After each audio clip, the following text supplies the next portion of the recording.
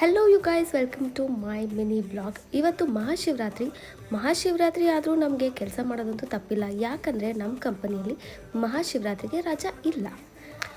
ಇವತ್ತು ಮತ್ತು ತಿಂಡಿಗೆ ನಾನು ಚಪಾತಿ ಮತ್ತು ಟೊಮ್ಯಾಟೊ ಗೊಜ್ಜು ತಿಂದೆ. ಟೊಮ್ಯಾಟೊ ಗೊಜ್ಜು ಚಪಾತಿ ಕಾಂಬಿನೇಷನ್ ಯಾವಾಗಲೂ ಸೂಪರ್ ಆಗಿರುತ್ತೆ. ಸೊ ಇವತ್ತು ಕೂಡ ಸೂಪರ್ ಆಗಿತ್ತು. ಹಾಗೆ ಇವತ್ತು ಮಹಾಶಿವರಾತ್ರಿ ಆದದ್ರಿಂದ ಒಂದು ಚಿಕ್ಕ ಆ್ಯನಿಮೇಷನ್ ಮಾಡಿದ್ದೆ. ಅದು ಶಿವ ಮತ್ತು ಪಾರ್ವತಿದು.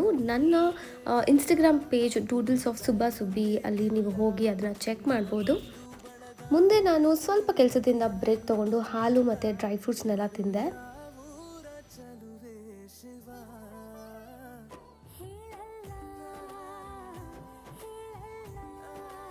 ಹಾಗೆ ಸಾಯಂಕಾಲ ಹಬ್ಬಕ್ಕೆ ಅಂತ ಅಮ್ಮ ರವೆ ಉಂಡೆ ಮಾಡಿದರು.